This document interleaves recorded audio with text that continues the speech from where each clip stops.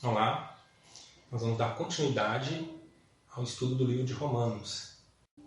Na aula passada, o Kevin nos trouxe os primeiros 17 versículos do capítulo 1. Se você não viu esse estudo, essa segunda aula, eu recomendo que você acesse os links do grupo do WhatsApp e estude os primeiros 17 versículos do capítulo 1. São muito importantes para a continuidade do nosso estudo.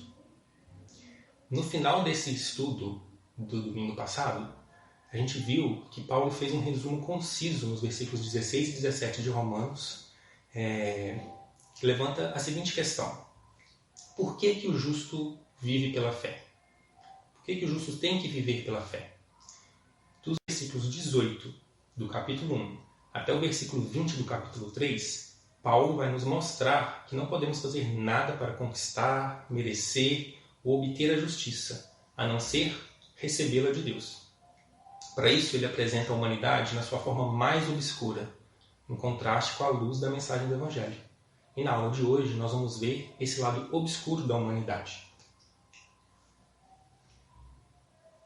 Leia Romanos, capítulo 1, do versículo 18 a 32, ou assista o vídeo que está compartilhado no nosso grupo do WhatsApp, da leitura que foi feita desses versículos. Bem, o primeiro versículo 18 começa com a palavra portanto, ou pois, em algumas outras versões. Esse portanto nos mostra que o evangelho apresentado nos versículos 16 e 17 não é necessário apenas para nos fazer feliz, para nos dar alegria, mas porque existe a ira de Deus que eu tenho que enfrentar. Não é uma ira futura, ela é presente. É possível contemplá-la hoje, agora. Isso nos leva a duas questões que nós vamos tentar responder na aula de hoje. Por que a ira de Deus se revela e como a ira de Deus se revela?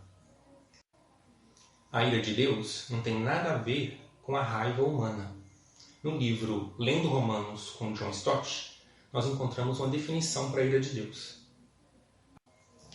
A ira de Deus é sua hostilidade santa ao mal, sua recusa em tolerá-lo ou se conformar com ele, seu justo juízo contra ele. Deus se ira contra o mal. No versículo 18, nós podemos ver que a ira de Deus é atraída a nós por causa da impiedade e injustiça. Veja que impiedade se refere ao desprezo pelo religioso, pelo espiritual. Se refere ao nosso relacionamento com Deus, nossa relação vertical com Ele. Já a injustiça se refere à violação dos direitos humanos, à falta de amor ao próximo. Se refere ao nosso relacionamento com as pessoas aqui na Terra, nosso relacionamento horizontal com aqueles que nos cercam. Você poderia perguntar: mas e aqueles que não conhecem a Deus? Por que recebem a ira de Deus se não conhecem a Deus? No versículo 19, Paulo fala que Deus se manifestou a nós. E essa revelação aconteceu desde a criação do mundo, ou seja, foi feita a todos os seres humanos em toda a parte e em todos os tempos. Logo, ninguém é ignorante quanto ao conhecimento de Deus. Nicodemos diz que não existe ninguém que tenha nascido ateu. Todos nascemos com a consciência natural do divino. Temos a imagem de Deus expressa em nós e é natural que o ser humano busque o divino. Além dessa consciência, Paulo nos diz, ainda no versículo 20, que os atributos de Deus são vistos e compreendidos pelas coisas que Deus criou. Por meio da contemplação da criação, nós podemos deduzir: existe um ser superior, algo maior, responsável por tanta perfeição. E essa é a revelação natural. É claro que não podemos conhecer tudo de Deus através da contemplação da natureza. Seu amor por nós e sua misericórdia são exemplos de conhecimentos adquiridos pela revelação especial. Porém, nós suprimimos esse conhecimento natural, nós anulamos, nós afogamos esse conhecimento de Deus. Nós não queremos saber que existe um Deus. Negamos a existência dele e nos tornamos impiedosos e injustos. Por isso, a ira de Deus cai sobre nós. No verso 20, Paulo diz que esses homens são indesculpáveis. Todos conhecem a Deus. mas não o glorificam como deve, nem lhe agradecem. Preferimos não depender desse Deus Criador e ficamos iludidos, achando que podemos ditar as regras, decidir o que é certo ou errado. Isso não quer dizer que deixamos de adorar. Nós continuamos adorando, mas trocamos o objeto da nossa adoração. No versículo 23, Paulo diz que as pessoas trocaram a imagem do Deus imortal por figuras semelhantes a homens, aves, quadrúpedes, seres criados. Mesmo suprimindo a Deus, continuamos com a necessidade do divino, de adorar alguma coisa. Fomos criados para isso. Então, escolhemos algo que não é Deus e passamos a adorá-lo. Essa coisa passa a dar fundamento para a nossa existência.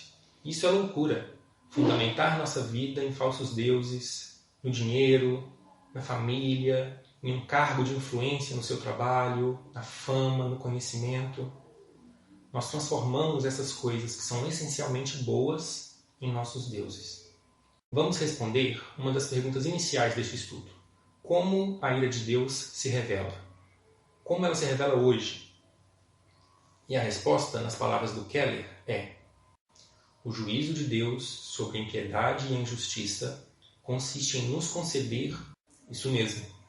Deus não nos coloca de castigo ou manda raio do céu para nos queimar. Se você deseja servir a outro Deus, Ele permite isso como manifestação da sua ira.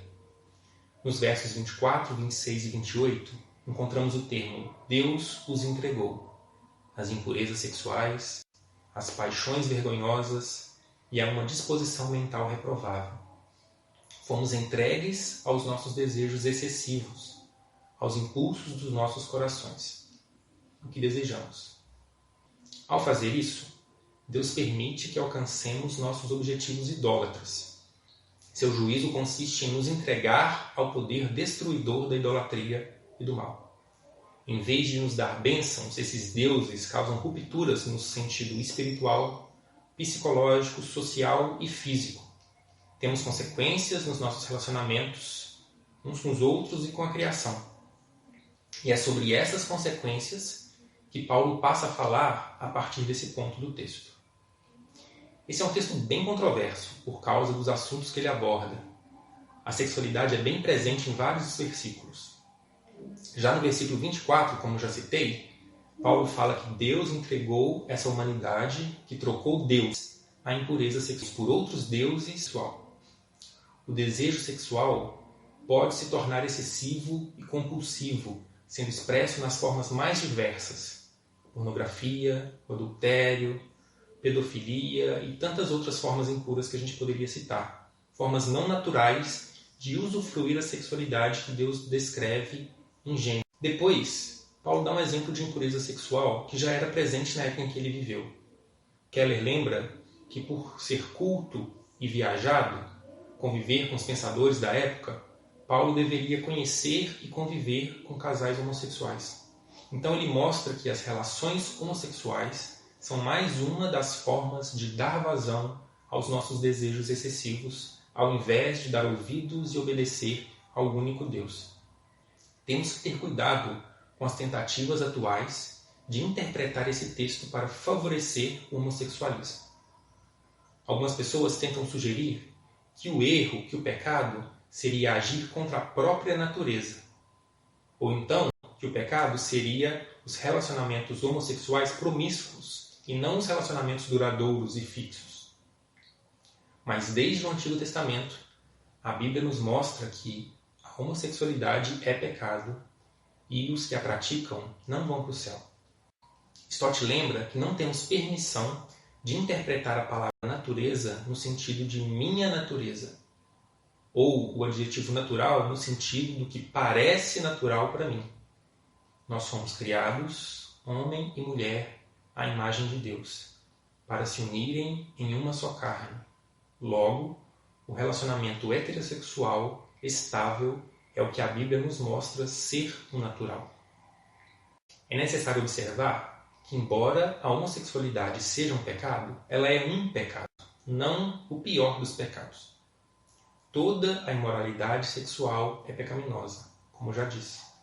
temos ainda uma lista de outros pecados, outras formas de extravasar nossos desejos excessivos na continuação desse texto. O versículo 27 termina dizendo que estes, os que praticam a homossexualidade, os que praticam a imoralidade sexual, receberam em si mesmo o castigo pela sua perversão. Para Keller, o que Paulo está dizendo é: eis uma maneira pelo qual Deus, em sua ira, tem entregado os homens a seus desejos excessivos, para experimentar as consequências. O castigo merecido nada mais é do que colher os frutos da idolatria, um castigo não restrito à homossexualidade. Todos os pecadores sofrem essa consequência. Por isso, dos versículos 28 a 32, Paulo dá um jeito de nos incluir nesse grupo. De um jeito ou de outro, nós fazemos parte dele. Ele faz uma lista bem ampla de resultados da idolatria, e eu me identifico com algumas delas, e acredito que você também. Ela abrange a desordem econômica, a destruição da família e a destruição dos relacionamentos.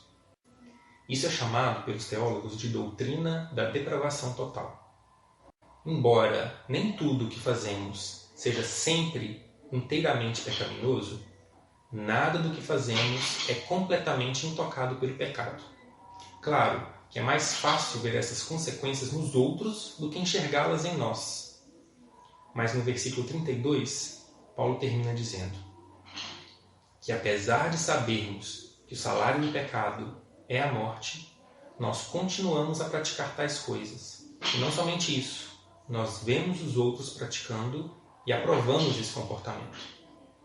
Muitas vezes nós encorajamos nossos filhos a idolatrar os bons resultados nas provas, balançamos a cabeça de forma simpática diante da inveja de algumas pessoas, passamos a fofoca adiante sem que isso nos incomode. Esse, infelizmente, é o retrato da sociedade sem Deus.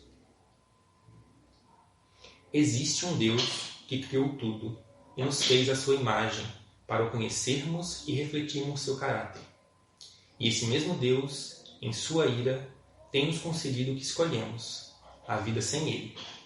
A adoração de coisas incapazes de satisfazer. Na beleza do mundo, devemos ver a existência de Deus. Na ruína do mundo, a justiça de Deus.